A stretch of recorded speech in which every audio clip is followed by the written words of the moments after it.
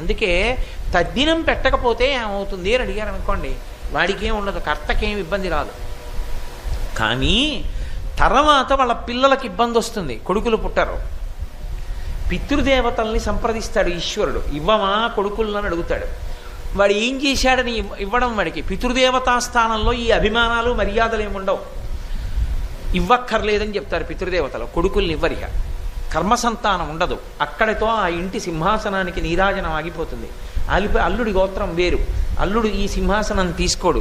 కాబట్టి ఏం చేస్తారంటే ఆ పంచాయతనాన్ని, ఆ సింహాసనాన్ని నీటిలో కలిపేయవలసి ఉంటుంది. ఆ స్థితి రాకూడదు అంటే, కొడుకు ఉండాలి అంటే పితృదేవతల యొక్క అనుగ్రహం ఉండాలి. పితృదేవతల యొక్క అనుగ్రహము దేనికి కలుగుతుంది? శ్రాద్ధ కర్మ చేత. శ్రాద్ధ కర్మ అన్న మాటకు అర్థం ఏంటంటే శ్రద్ధతో చేయున్నది. శ్రద్ధతో చేయున్నది అన్న మాటకు అర్థం ఏమిటి? శ్రద్ధ అంటే ఏమిటి అంటే శంకర భగవత్పాదులు వ్యాఖ్యానం